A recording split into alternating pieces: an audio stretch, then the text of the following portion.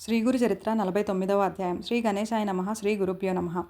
నామధారకుడు ఈ లీలలు విని పులకించిపోయి సిద్ధయోగి పాదాలు పట్టుకొని, మహాత్మా, శ్రీగురుని లీలలు వింటుంటే ఆయన సాక్షాత్తు త్రిమూర్తుల అవతారమని రూఢి అవుతున్నది. కానీ ఈ భూమి మీద ఎన్నెన్నో పుణ్యక్షేత్రాలు ఉండగా ఈయన ఈ సంగమ క్షేత్రాన్నే తమ నివాసంగా ఎందుకు ఎన్నుకున్నారో తెలియటం లేదు. ఈ క్షేత్రం యొక్క విశేషమేమో వివరించండి అని కోరాడు. అప్పుడు యోగి ఇలా చెప్పసాగారు. నాయన, ఒక అశ్వనీ మాసంలో కృష్ణ చతుర్దశి నాడు ఈ గంధర్వపురవాసులందరూ దీపావళి పండుగకు ఎంతో ఉత్సాహంగా సంసిద్ధులవుతున్నారు. ఆనాడు ఈ శ్రీగురుడు తమ శిష్యులందరినీ పిలిచి, మనం ఈనాడు త్రిస్థలి యాత్ర చేసి వద్దాము అన్నారు.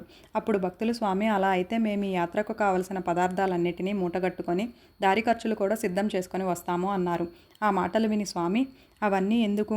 త్రిస్థలి మనకు దగ్గరలోనే ఉన్నది. ఎట్టి సన్నాహాలు అవసరం లేదు. కనుక మీరందరూ మీ మీ కుటుంబాలతో సహా మాతో కూడా రండి అని ఆదేశించారు. వెంటనే వారందరూ ఆయనతో కూడా సంగమ తీరానికి చేరి నదిలో స్నానాలు చేశారు. అప్పుడు స్వామి, నాయనలారా, ఈ సంగమ ప్రాంతమంతా ప్రయాగతో సమానమైన మహత్యం కలది సుమ.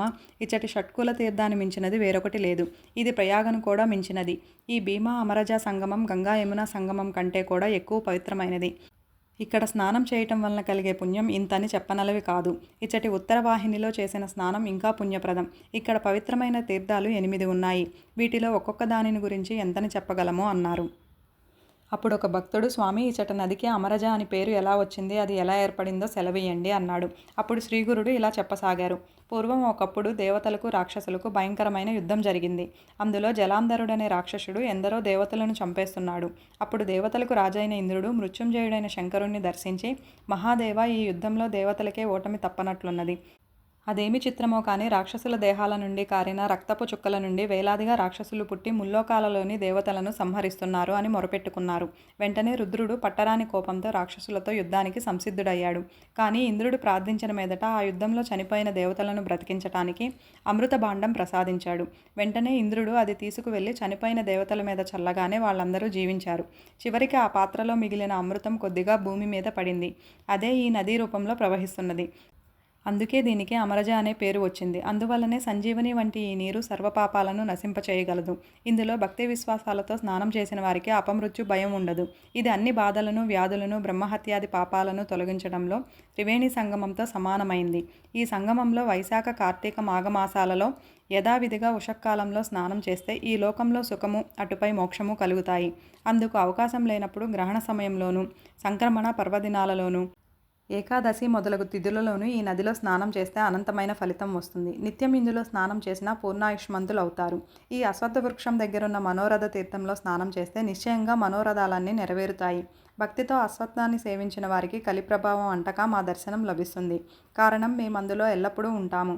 అట్టి ఈ కల్పవృక్షాన్ని సంగమేశ్వరుడైన సదాశివుణ్ణి పూజించి త్రయంబకం మంత్రం పఠించాలి. శ్రీశైలంలో మల్లికార్జునుని వలె ఇక్కడ సంగమేశ్వరుడు సుస్థిరంగా ఉన్నాడు. ముందు నందీశ్వరునికి నమస్కరించి తర్వాత శివునికి ప్రదక్షిణం చేసి సాష్టాంగ నమస్కారం చేయాలి. ఇలా 3 ప్రదక్షిణలు అయ్యాక ఎడమ చేత్తో నందీశ్వరుని వృషణాలు స్పృశించి కొమ్ములపై బొటన చూపుడు వేళ్లు ఆనిచ్చి వాటి మధ్య నుండి శివలింగాన్ని దర్శించాలి. భక్తితో ఇలా చేస్తే అభిష్టాలన్నీ నెరవేరుతాయి. ఇక ఈ ఎదుటనే ఉన్న మహాతీర్థం సాక్షాత్తు వారణాసియే. అది నాగేశ్వరం అనే గ్రామం నుండి ఇటుగా ప్రవహించినది. దీనిని గురించి ఒక పురాణోపాఖ్యానం ఉన్నది.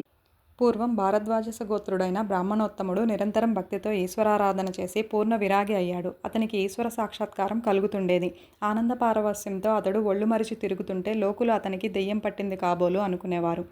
ఒకప్పుడు అతని సోదరులైన ఈశ్వరుడు, పాండురంగడు కాశీకి బయలుదేరుతూ తమ అన్న అయిన అతనిని కూడా రమ్మన్నాడు. అతడు నవ్వి, కాశీ విశ్వేశ్వరుడు నాకు దగ్గరలోనే ఉండగా కాళ్ళీడ్చుకుంటూ ఎక్కడికో వెళ్ళటం ఎందుకు అన్నాడు. అలా అయితే మాకు కూడా చూపించగలవా అని వారన్నారు. అతడు అంగీకరించి సంగమంలో స్నానం చేసి ఈశ్వరుణ్ణి ధ్యానించి, వ్యోమకేశ, దీనిని కాశీగా చేసి ఇక్కడ విశ్వేశ్వరుని రూపం అందరికీ చూపించు అని ప్రార్థించగా అందరికీ అక్కడే వారణాసి కనిపించింది. ఈ కుండమే మణికర్ణిక అయింది. ఈ నది ఉత్తరవాహిని అయ్యే చోట ఆ కాశీ ప్రకటమయ్యింది. కాశీలో ఉన్న దైవరూపాలన్నీ ఇక్కడే కనిపించాయి. అతని సోదరులిద్దరూ ఆశ్చర్యపడి ఇక్కడే స్నానము, దానము మొదలగునవి చేశారు. అప్పుడు ఆయన మహాజ్ఞాని అని అందరూ తెలుసుకున్నారు. అప్పటి నుండి అతని దగ్గరికి వచ్చిన వారందరికీ విశ్వేశ్వరుని దర్శనం ప్రసాదిస్తుండేవాడు. కనుక ఇది సాక్షాత్తు కాశీయే. స్వామి అటు తర్వాత భక్తులకు పాప వినాశ తీర్థం చూపించి, ఇందులో స్నానం చేస్తే సర్వపాపాలు భస్మమవుతాయి అని చెబుతుండగా పూర్వాశ్రమంలో వారి సోదరి అయిన రత్నాదేవి అకస్మాత్తుగా అక్కడికి వచ్చి ఆయనకు సాష్టాంగ నమస్కారం చేసింది. శ్రీగురుడు, అమ్మాయి, నీవు చేసిన పాపాల గురించి ఆలోచించావా అన్నారు. ఆమె నమస్కరించి, స్వామి, నేను మూఢురాల్ని. సర్వజ్ఞులైన మీరే వాటిని నాకు తెలపాలి అన్నది. అప్పుడు స్వామి, పూర్వం ఒక పిల్లి పిల్లలను పెట్టింది. నీవు చూడకుండా ఆ కుండ నిండా నీళ్లు పోశావు. అవి చచ్చిపోయాయి. అందువలన నీకు పంచమార్జాల హత్య మహాదోషం చుట్టుకున్నది. ఇంకా చెబుతాను విను అంటుండగా అంతలోనే ఆమె శరీరమంతా కుష్ఠువ్యాధితో నిండిపోయింది. ఆమె భయపడి ఆయన పాదాల మీద పడి, ఓ దయానిధి, ప్రజల పాపాలు పోగొట్టుకోవడానికి కాశీకి వెళ్ళినట్లు నేను మీ పాదాలను ఆశ్రయించటానికి వచ్చాను, రక్షించు అని ప్రార్థించింది. అప్పుడు శ్రీ నృసింహ సరస్వతి, నీవెన్నో పాపాలు చేశావు. వాటిని మరుజన్మలలో అనుభవించి పోగొట్టుకుంటావో లేక ఇప్పుడే పోగొట్టుకుంటావో చెప్పు అన్నారు. ఆమె, ఇంకా మరొక జన్మ ఎందుకు, నా పాపాలు ఇప్పుడే తొలగించి మరలా జన్మ లేకుండా చేయండి అని ప్రార్థించింది. స్వామి, అలా అయితే నీవు నిత్యం ఈ పాపనాశ తీర్థంలో స్నానం చేస్తుండు.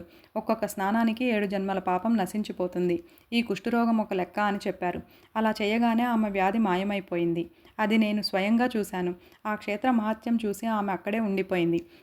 అప్పుడు స్వామి మా అందరికీ ఇచ్చటి కోటి తీర్థం చూపించి, ఇందులో సర్వతీర్థాలు ఉన్నాయి. ఇక్కడ చేసిన స్నానానికి 1,000,000 గోవులు దానమిచ్చిన ఫలితం ఉంటుంది. ఇక్కడ చేసిన దానానికి కూడా 1,000,000 రెట్లు ఫలితం వస్తుంది. దీనికి అవతల ఉన్న రుద్రపాద తీర్థంలో గయలో లాగానే కర్మ చేసి రుద్రపాద స్వామిని పూజించాలి అని చెప్పారు. తర్వాత కేశవస్వామి దగ్గర ఉన్న చక్రతీర్థం చూపి, అక్కడ స్నానం చేస్తే జ్ఞానం కలుగుతుందని శ్రీగురుడు చెప్పారు. కల్లేశ్వరుని దగ్గర ఉన్న మన్మథ తీర్థంలో స్నానం చేసి ఈశ్వరుణ్ణి పూజిస్తే అష్టైశ్వర్యాలు సిద్ధిస్తాయి. శ్రావణ మాసంలో అఖండాభిషేకము, కార్తీక మాసంలో దీపోత్సవము చేస్తే అష్టసిద్ధులు, మోక్షము కూడా లభిస్తాయి. స్వామి చెప్పినది విని అందరూ సంతోషించి ఈ అష్టతీర్థాలలో స్నానం చేశారు. నాడు శ్రీగురుడు మఠం చేరగానే ఆ భక్తులు సమారాధన చేశారు. శ్రీదత్తాయ గురవే నమః. శ్రీ శ్రీపాద శ్రీ వల్లభాయ నమః. శ్రీ నృసింహ సరస్వత్యై నమః.